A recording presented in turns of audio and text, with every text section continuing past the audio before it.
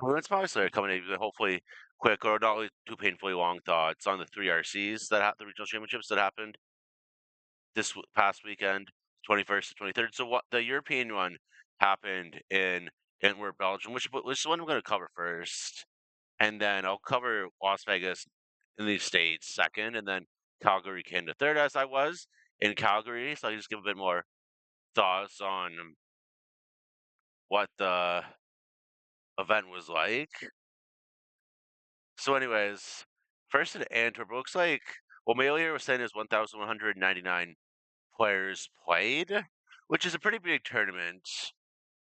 There were two Boros Energy decks in the top eight, two Amulet Titan decks, Ruby Storm, Jeskai Boink, Is It Prowess, and Affinity, which is pretty reasonable. Like I think there's a lot of modern decks that are pretty good right now. I don't think there's one that's just painfully better than the other.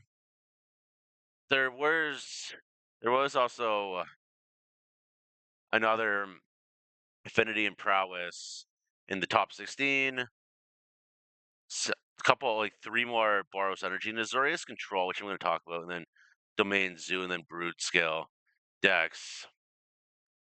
So I'm just going to talk about a couple of the one-ups here. So the Domain Zoo deck here, it's got a Winter Night Stories in the main, which actually one of my opponents, I believe, at the RC played as a one of in the main as well. Doorkeeper Throw is disgusting as well. Shuts down a lot. Other than that, I think the only really unique thing is the Winter Night Stories that I think people are adopting. Which is we all know it's a good card from when it was played in the standard Vivi decks. It's probably still played if there's a messed up is a deck in standard. But I mean, good card be good. Another one of in the top 16 was the Road Skill deck.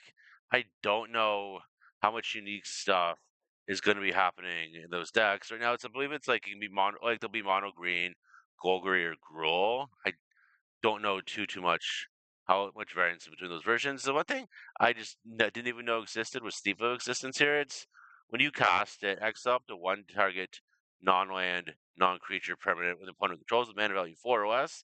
When you do, if you do, it gains when this creature leaves the battlefield. Target opponent draws the cards. It's similar to Thought-Knot Seer all the way back from Oath to Gatewatch back in 2016.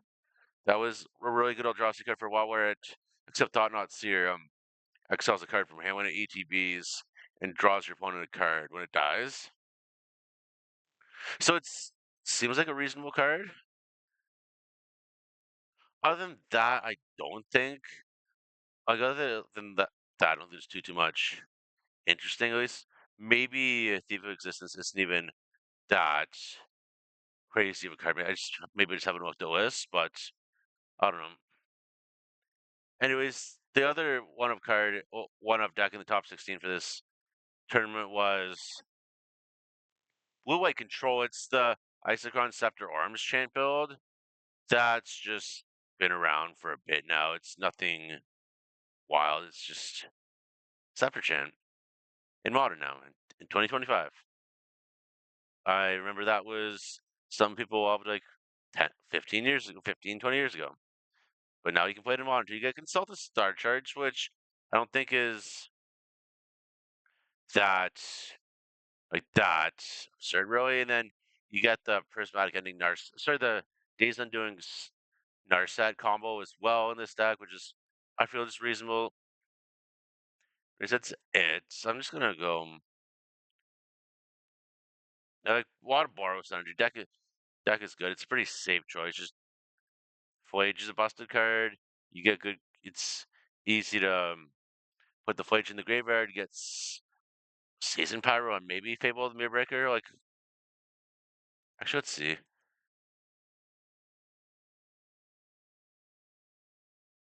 See if you get Fable. Well, I guess some decks are running Showdown of the Skulls over Fable of the Mirrorbreaker now, but it's both really good. I feel there's nothing. These decks basically people have been working on them ever since Modern Horizons 3 came out a year and a half ago. That's maybe the numbers, maybe like a few sideboard innovations like Shodan Skulls over Fable the Mirrorbreaker are are like new things, but it's I don't know. Anyways, that's it for that one. There's a lot more stuff I found interesting at the Las Vegas RC. So I'm just gonna talk. I'll probably get more time to talk about that. Anyways, some Amulet Titan one that there was two Boros energy decks, an Esper Blank, the main Zoo, and Jeskai Ascendancy in top 8. There was also a couple Blank decks in top 16, more energy, prowess, birthing ritual. It's a lot of different stuff.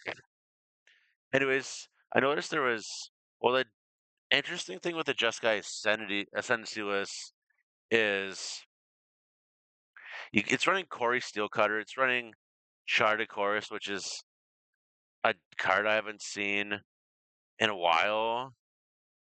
For anybody who's never seen Sharded Chorus, here it is. And then Peer Past the Veil, Dustmourne card I didn't know existed, but it seems really good when you're putting a bunch of different card types in your graveyard. It's I guess you can just make stupid huge Corey Steel Cutters. Well, Monk tokens, I guess. Seems really good. And it's super easy just to keep casting like cheap spells with Emery.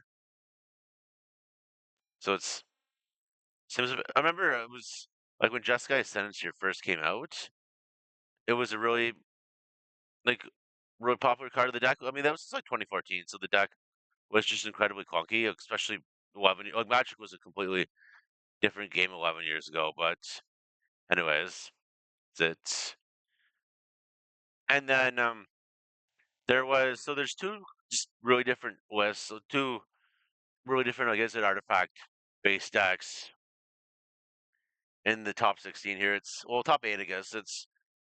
Is it Metalcraft? This is labeled. It's running a bunch of like instant speed stuff, and a bunch of cheap artifacts as well, and also Quantum Riddler. So it just seems like it's more of a decent. It's more of like a control deck that just runs a bunch of with Corey Steelcutter and like Emery and Quantum Riddler. I guess it's a reasonable deck. Well, it seems interesting. The player did they did well with it, so top aided some. Anyways, this one is like kind of the more typical, like what you expected of is it Affinity right now? It's Kappa Cannoneer, Pinnacle Emissary, just Edge of Eternity Staple, Thoughtcast, Weapons Manufacturing.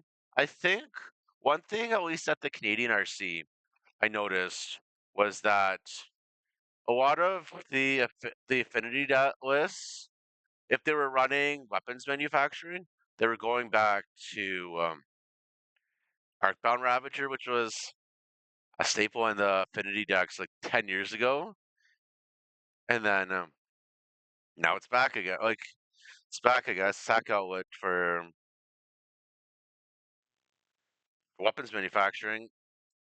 But Ravager banned when it was in standard. Back in, like, been a modern staple for a while. It's really good.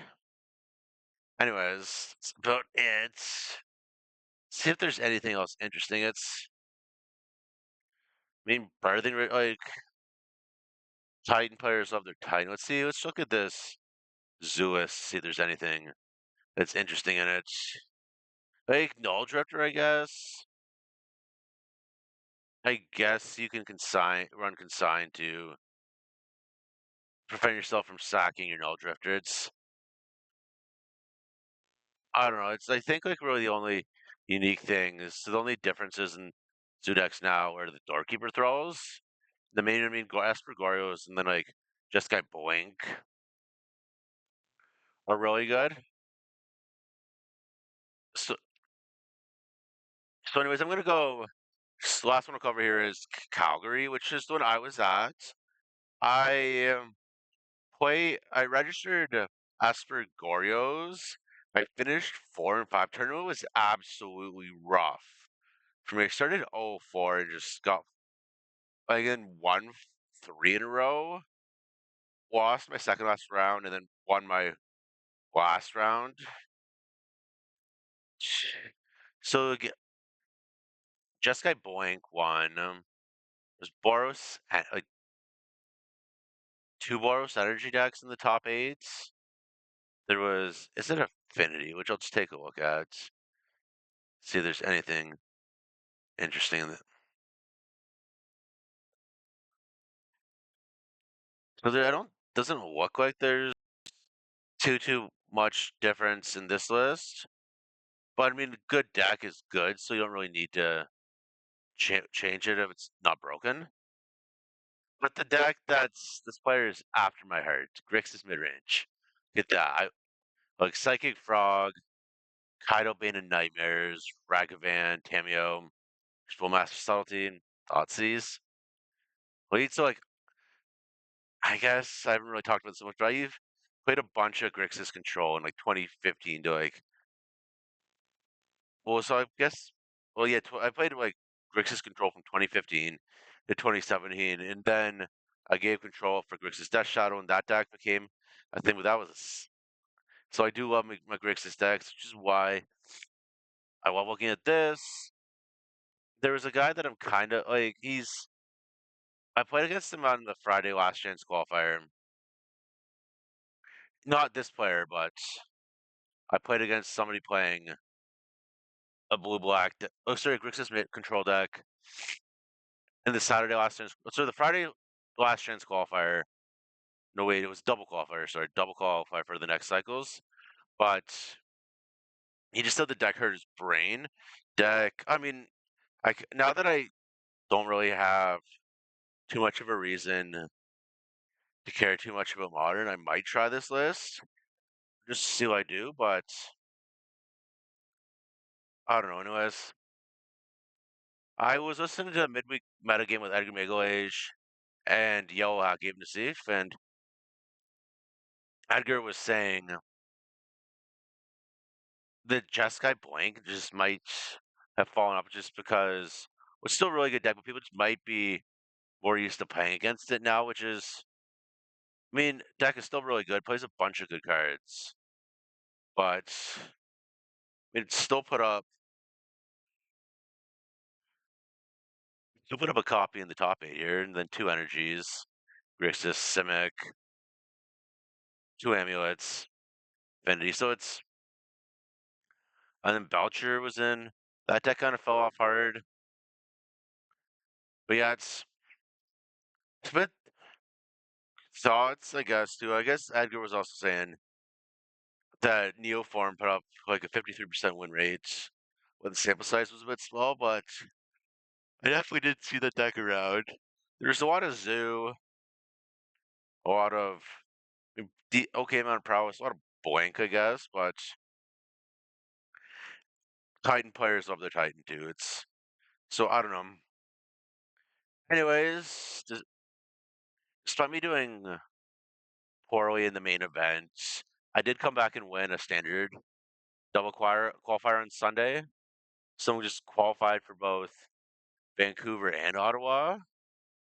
I don't know if I'll go to Vancouver, but I'm hoping I can go to Vancouver. Sorry, I don't think I'll go to Vancouver, sorry, but I'll go to Ottawa if I can. Anyways, that's my thoughts. Modern seems to be in a really good spot right now. Doesn't seem like there's anything broken. I don't think you need to ban anything. It's fine for it's enjoyable format.